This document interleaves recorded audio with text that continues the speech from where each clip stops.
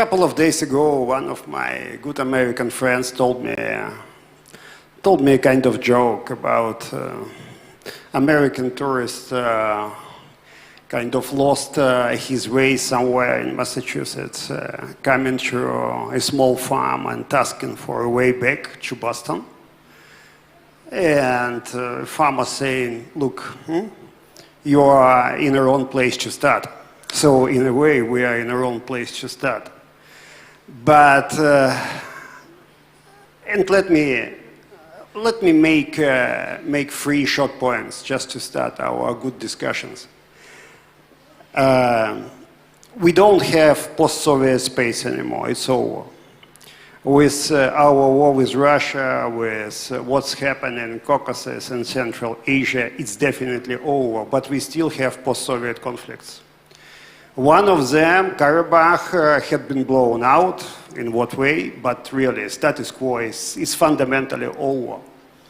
But this status quo is still there in Transnistria.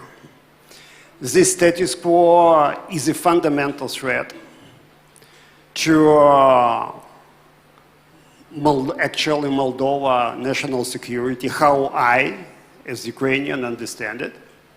It's a fundamental threat to our national security, you know, to have it and to keep it as a sort of Russian enclave. But it's also the same fundamental threat to the European security, whatever security model we're going to have in the future. So we can't tolerate it.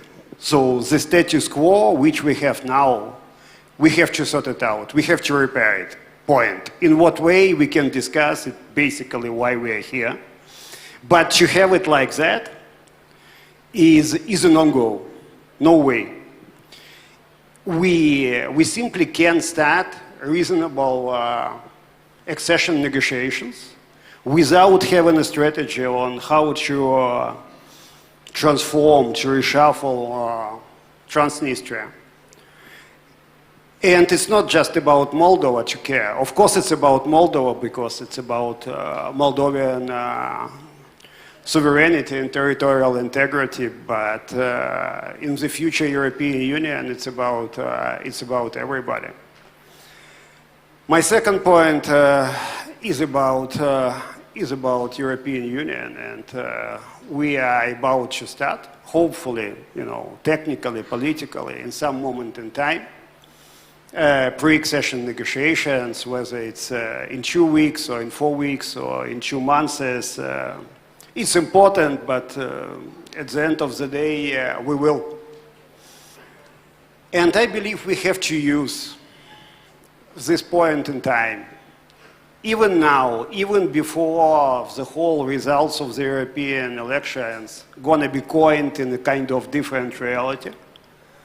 We have to start working on a sort of strategy on Transnistria as a part of our integration in the European Union. For us, it's clearly also about NATO. Like Georgia said, you know, Moldova has its vision here. But we can't simply say, okay, let's play with the status quo and not addressing the issue of Transnistria. And my sense, why not to start thinking about how to approach it from the point of you know, where we can discuss these issues. It's still, at least theoretically, 5+2 existing. For me, it's not just on a lifeline, not brain dead, as Macron famously branded NATO. For me, it's dead, and we have to say it. Whether it's politically tricky or not tricky, we have to say it. It's dead, guys. Over. And we have to use this moment in time on started pre-accession negotiations and to say, okay, it's Moldova here, it's Ukraine here, European Union, and we have to extend this point to Transnistria and say, look guys, it's now about you sitting with us in whatever format we can come up with, and talking about your future, because your future is fundamentally different from your present. And we have to say it.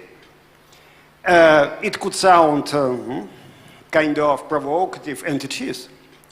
But without pushing this very simple message to the guys there, and I believe they gonna be receptive. They are receptive already in a very fragmented way, understanding that this Russian enclave, as a part of the future European reality and future European security model, is a kind of joke.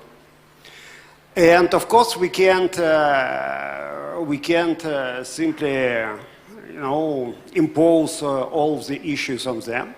We need to, as I've said, reach out to them and say, guys, let's talk. But it's about you, it's not about the Russians. It's about you, Transnistria, and I'm not gonna diminish the sense of complexity about Transnistria. It's not about black and white, and we all know it.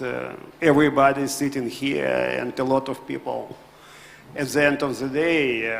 So we need to come up with a different sense, with clear political message, both from Kiev and Chisinau, and of course, not just from Brussels, but from a lot of our friends. And for me, status quo is really over. It should be the sense of our message, because many, many years ago, when I was humble student of physics, my professor on quantum mechanics told me a story about Albert Einstein having an exam and distributed different tests.